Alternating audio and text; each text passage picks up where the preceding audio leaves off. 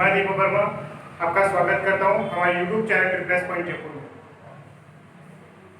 आप सभी कैसे हैं? आई होप कि आप सब अच्छे होंगे और जो हमारे द्वारा आपको कंटेंट प्रोवाइड कराया जा रहा है उसको आप पढ़ रहे हैं। और आज मैं आपके लिए लेकर आया हूँ बहुत ही फेमस पोएम, एंड मैं कहूँ it is one of my favourite poem, my good right hand, जो अपने RBSc 10th बोर्ड में पोएम नंबर 2 है। और इस पोएम को कंपोज किया है चार्ल्स मकाई ने। तो चलिए स्टार्ट करते हैं पोएम। और पोएम देखें, अपनी जो पोएम है वो टोटल 16 लाइन्स का ये कहें कि 4 स्टेंजास में डिवाइड है, 1, 2, 3 and 4। और every stanza has 4 lines. It means her stanza में यहाँ पे 4 लाइन्स है, 4, 4, 8, 4, 12 and 4, 16। पोएम का टाइटल है अपना माई गुड राइट हैंड, जो कंपोज की गई है चार्ल्स मकाई के द्वारा। चार्ल्स मकाई एक स्कॉटिश पोइट है और वो पोइट होने के साथ साथ एक जर्नलिस्ट भी है, एक ऑथर है और नॉवेलिस्ट है, और इसके अलावा वो सॉन्ग राइटर है। वो मेनली अपनी एक बुक है जिसके लिए जाने जाते हैं extra ordinary popular delusions and madness of crowds. इस बुक के लिए वो जाने जाते हैं। और ये जो पोएम है, इस पोएम को डिटेल से पढ़ने से पहले मैं इसके बारे में थोड़ी सी आपको जानकारी बता देता हूं। अपनी जो पोएम है माई गुड राइट हैंड, यहाँ पोइट बात कर रहा है good right hand it means hard work. हमने पिछली पोएम पढ़ी थी रिस्क, और वहां हमने देखा कि we can not achieve anything without taking risk, कि बिना रिस्क लिए हम लाइफ में कुछ प्राप्त नहीं कर सकते या सक्सेस प्राप्त नहीं कर सकते। लेकिन यहां मैं उस लाइन के अंदर कुछ और ऐड करना चाहूंगा कि रिस्क और हार्ड वर्क हमें सक्सेस की तरफ लेकर जाते हैं। तो यहाँ टोटली अगर बात करें तो हार्ड वर्क को इंपॉर्टेंस दी गई है। अब पोएम जो है सब्जेक्टिव फॉर्म में लिखी गई है और पोएट अपने आप के ऊपर एक एग्जाम्पल सेट कर रहा है जिसको पोएम के रूप में उसने डिस्क्राइब किया। पोएट जो है खुद दुखों से गिर गया है और दुखों से गिरने के बाद वो किसी एक अच्छे दोस्त की तलाश कर रहा है कि हो सकता है कि कोई उसकी मदद कर दे, बट उसके जितने भी जान पहचान वाले दोस्त लोग हैं वो उसे छोड़कर जा चुके हैं, वो उसकी हेल्प करने के लिए कोई तैयार नहीं है।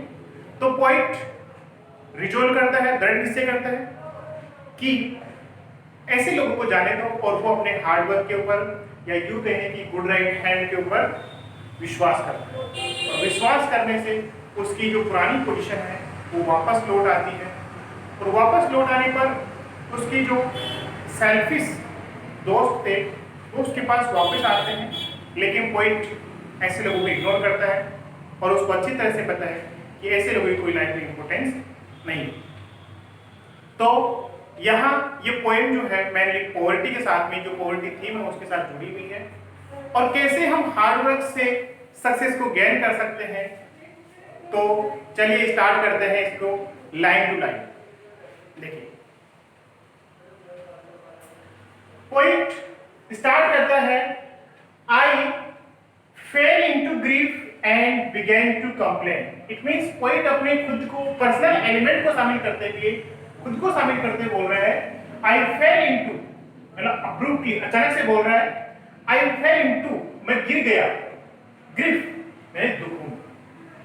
मैं दुखों में गिर गया, एंड बिगेन टू कंप्लेन, और मैंने कंप्लेन करना स्टार्ट कर दिया।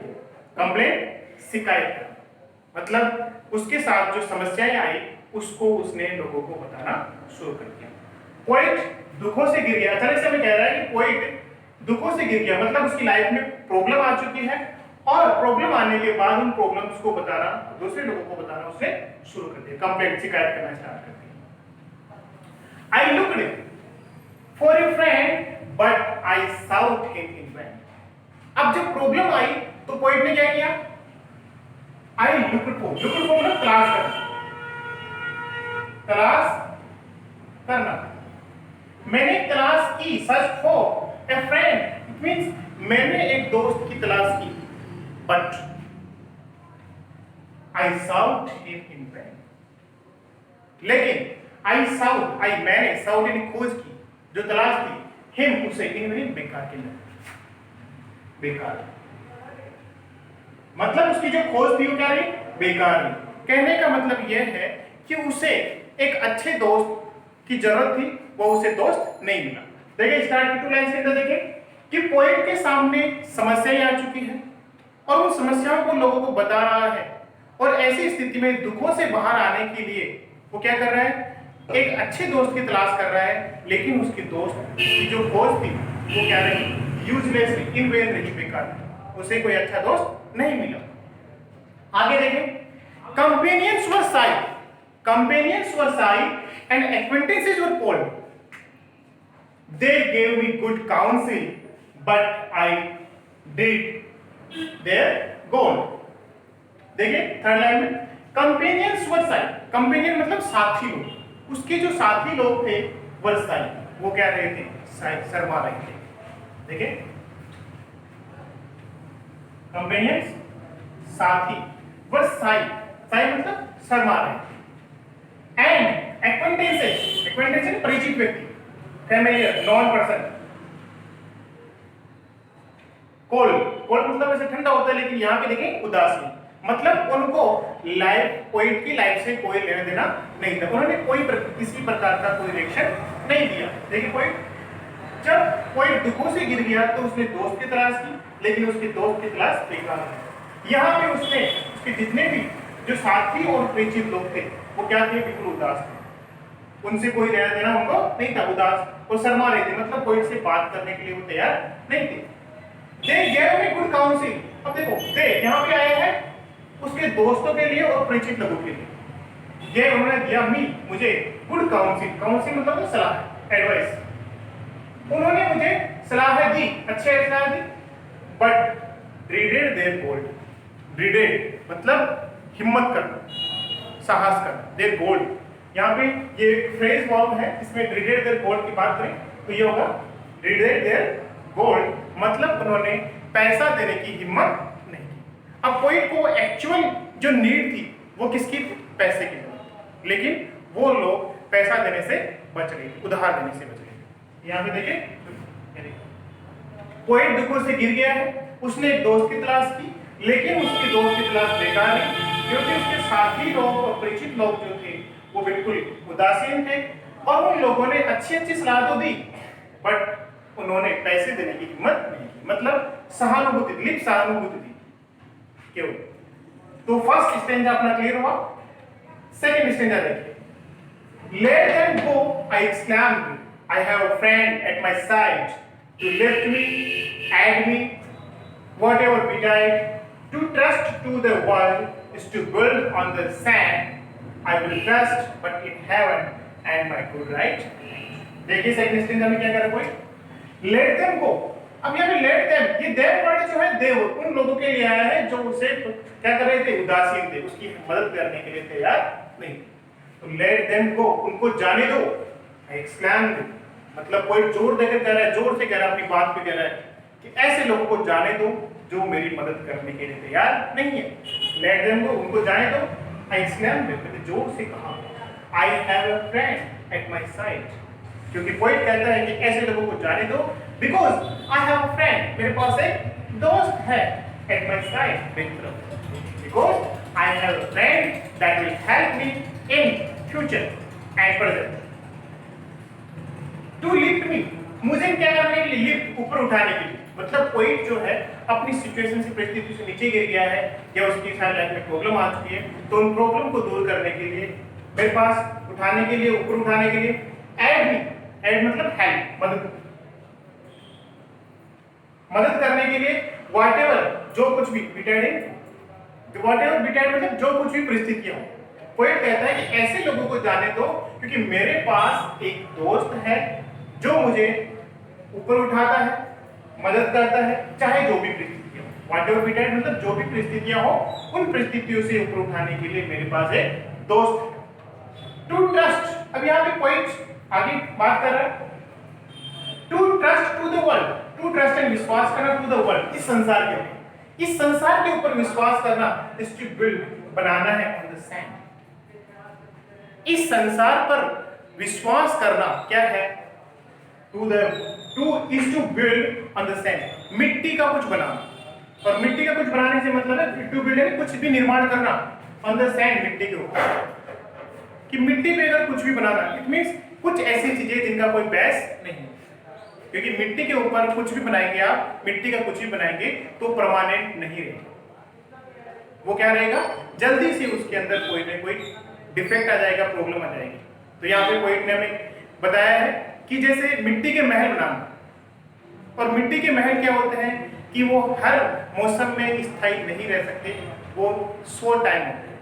तो यहाँ पे बोल रहा है कि लोगों पर या इस संसार में विश्वास करना क्या है, मिट्टी की वस्तुओं का निर्माण करना, जो कि क्या है, लॉन्ग लास्टिंग नहीं होती है। आगे देखिए, आई विल ट्रस्ट, पोइट कहता है हाँ, इस वर्ल्ड पे तो ट्रस्ट नहीं करना, क्योंकि यहाँ पे ट्रस्ट करने लायक कुछ इंसान नहीं है, बट आई विल ट्रस्ट, मैं विश्वास करूंगा, बट इन हेवन, यहाँ पे गॉड से लिया गया है। तो पोइट यहाँ बात कर रहा है हेवन गॉड, मतलब भगवान की बात कर रहा है कि वो ट्रस्ट करेगा किसमें, गॉड में, and my good right hand, और मैं केवल और केवल किसमें विश्वास करूंगा, अपने गुड राइट हैंड के अंदर। It means good right hand आप दो अर्थ ले सकते हैं इसका, एक तो अपना जो प्रिय दया हाथ है उसके लिए, और दूसरा हम ले सकते हैं इसका हार्ड वर्क,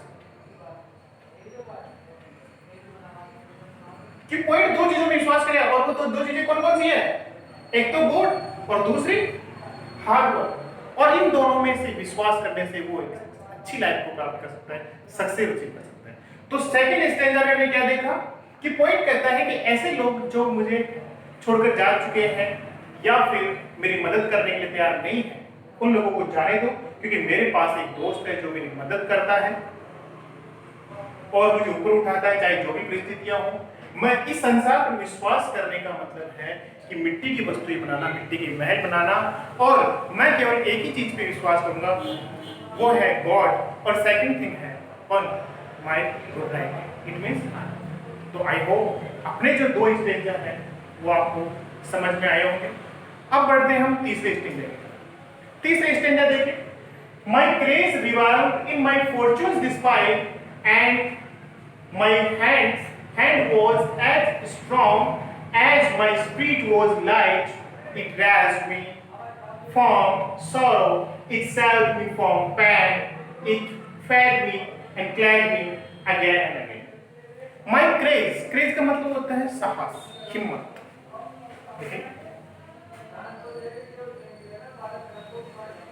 रिवाइव, रिवाइव मतलब लौट कर आना, लौट, मेरा जो साहस, मेरी हिम्मत थी वो वापस लौट आई। इन माई फॉर्चून डिस्पाइट, फॉर्चून डिस्पाइट का मतलब है बुरे भाग्य के बावजूद।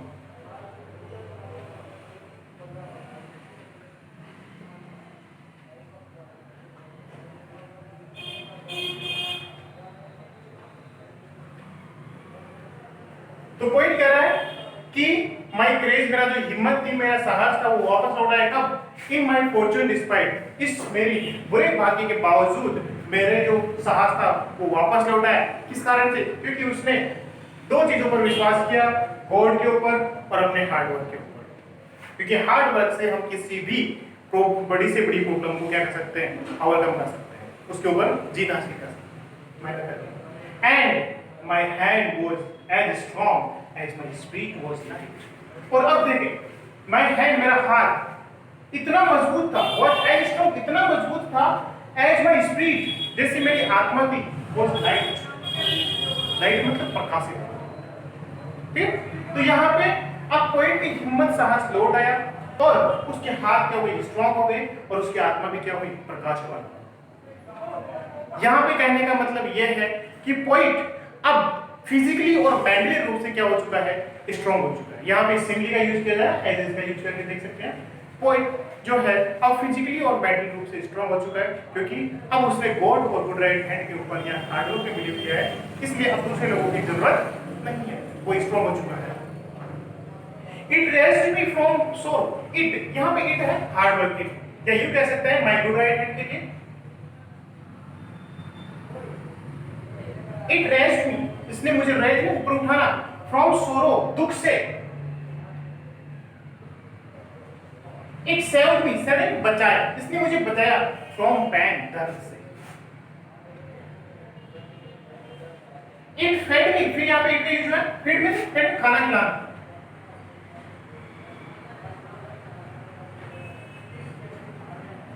एंड क्लेड, क्लेड मतलब होता है ढकना, मतलब वस्त्र पहनाना।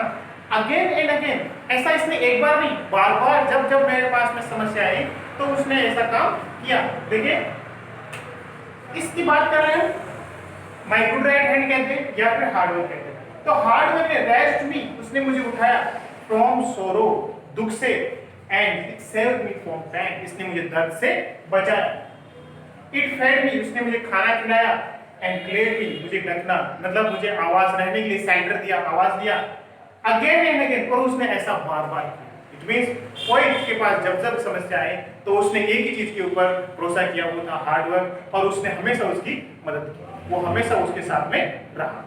तो यहाँ हमने देखा फोर्थ स्टैंडर्ड के अंदर कि पोइट ने हार्ड वर्क में विश्वास किया तो उसकी हिम्मत, सांस वापस लौट आई, और अब वो फिजिकली और मेंटली रूप से स्ट्रांग हो चुका है, और उसके हार्ड वर्क ने उसे ऐसा एक बार नहीं बार बार उसकी मदद। तो ये थर्ड स्टेज अपना क्लियर हुआ। अब बढ़ते हैं अपने फोर्थ स्टेज की तरफ। The friends who had left me came back, everyone, and darkest advisors looked bright as the sun. I need them no more, as they all understand. I thank thee, I trust thee, my good right. The friends, अब देखिए यहाँ पे the friends, मतलब यहाँ पे किसी particular friends की बात कर रहा है। कौन से फ्रेंड्स की बात कर रहा है भाई? जो लोग उसे छोड़कर जा चुके, मतलब वो कंपेनियंस और एक्वेंटेंसेस। जो had left, छोड़ दिया था अभी मुझे, came back, वो वापस आ चुके हैं, everyone, एक एक करके। मीन्स जो दोस्त, the friends, वो दोस्त who had left me, जो मुझे छोड़कर जा चुके थे, came back, वापस आ गए, everyone आ गए। एक एक दोस्त जो मुझे छोड़कर गए थे वो वापस लौट आए। And darkest adviser, darkest adviser मतलब कहें तो स्वार्थी।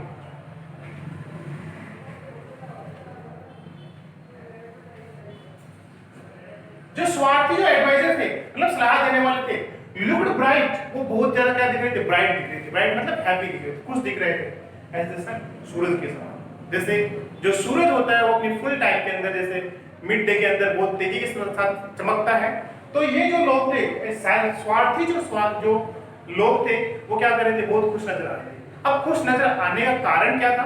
क्योंकि पोइट हार्ड वर्क करके अपनी पहले वाली स्थिति को प्राप्त कर चुका है, और उनको पता है कि पोइट अब बहुत अच्छा प्रोस्पर्स इंसान बन चुका है, धनी व्यक्ति बन चुका है, तो वापस उसके पास में मदद लेने के लिए या उसका यूज करने के लिए वो वापस पहुंच गए, पैसे लेने के लिए या किसी भी तरह की मदद करने के लिए, क्योंकि वो लोग स्वार्थी थे, तो स्वार्थ के समय उसके पास वापस पहुंच गए और बहुत खुश नजर आ रहे।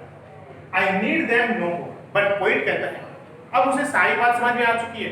आई नीड देम नो मोर, आई मुझे नीड जरूरत है, नो मोर अब मुझे ऐसे लोगों की जरूरत नहीं है जो मुझे छोड़कर जा चुके थे, और अब मैं जब ठीक हो गया हूँ तो लोग वापस आ चुके। तो पॉइंट कहता है आई नीड देम नो मोर, मुझे ऐसे लोगों की जरूरत नहीं है, एज दे ऑल अंडरस्टैंड, और ये जैसे कि दे ऑल अंडरस्टैंड, वो समझते हैं, दे वो सभी लोग, और ये बात उन सबको पता है कि अब पॉइंट को ऐसे उन लोगों की जरूरत नहीं है।